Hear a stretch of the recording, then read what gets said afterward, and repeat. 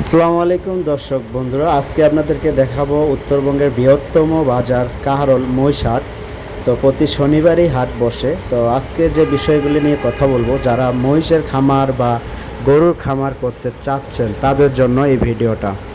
তো যারা অনেকেই অস্ট্রেলিয়ান, ফিজিয়ান, হলিয়ান গাভীগুলো যে আছে বিদেশি, তাই সেই গরুগুলো পালে এবং এই সময়ে কিন্তু বা বর্তমান যে বাংলাদেশের অবস্থা বা বর্তমান যে বাজারের অবস্থা, প্রত্যেকটা সেক্টরেই কিন্তু আগের মতো আর নেই।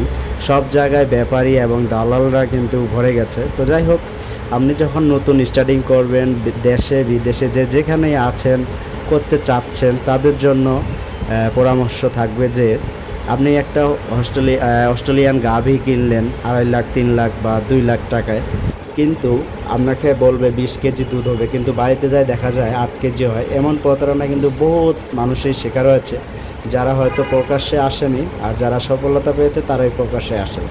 তো আপনি যে শুরুতেই লাভবান হবেন বিষয়টা কিন্তু এমন না, আবার লাভবান হতেও পারেন যদি আপনার সেই সম্পর্কে এক্সপিরিয়েন্স থাকে এবং সেই নলেজ থাকে, ভিতরে জানা থাকে, অনেক কিছু শেখার আছে।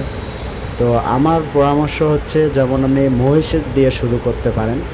মহিষ দিয়ে শুরু করার একটাই কারণ, সবচেয়ে বেশি সুবিধাটা হলো মহিষে কিন্তু রোগবালাই অনেক কম।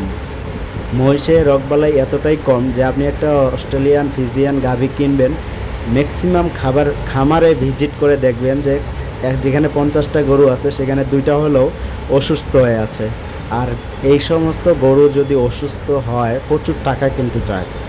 তবে একটা মহিষ কিন্তু 15 কেজি, 10 কেজি, 8 কেজি সর্বনিম্ন দুধ দেয়।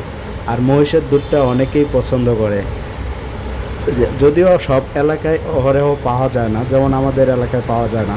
তখন আপনি কিন্তু মহিষের দুধটা ভালো একটা রেটে বিক্রি করতে পারবেন, যেটা আপনার 15 কেজিতে, একটা অস্ট্রেলিয়ান গাভীতে 15 কেজি দুধ হয়, কিন্তু একটা মহিষের যদি 8 কেজি হয়, ধরেন আপনি ওটা 60 টাকা, 70 টাকা, সর্বোচ্চ 80 টাকা লিটার বিক্রি করলেন। কিন্তু যদি আপনি মহিষের দুধ এবং জেনুয়েল হিসাবে বিক্রি করেন, আশেপাশে 100 টাকা লিটার বিক্রি করতে পারবেন। তো আমার পরামর্শ যদি আপনাদের কাছে ভালো লাগে, অবশ্যই কমেন্টে জানাবেন। বিভিন্ন হাট বাজার থেকে আমরা ভিডিও করে থাকি। তো দেখতে পাচ্ছেন যে মহিষের সুবিধা আরেকটি, আপনি যখন গরু কিনবেন, গরুর ভিতর কিন্তু খুরাই, লাম্পি, অনেক ধরনেরই অসুস্থ বা সুস্থ করতে হয়। অনেক অসুস্থ গরু কিন্তু ভালো গরু বা ভালো খায়, ভালো জাতের গরু কিন্তু সবাই বাজারে নিয়ে আসে না বিপদে না পড়লে। যেমন আপনার একটা গরু আছে, প্রতি বছরই বাছুর দেয়, আপনি চেষ্টা করবেন সেই গরুটি রাখার জন্যে। যখন দেখবেন যে এটা সমস্যা লেগেই থাকে, ডাক্তার লেগেই থাকে, তখন কিন্তু আপনি বিক্রি করবেন।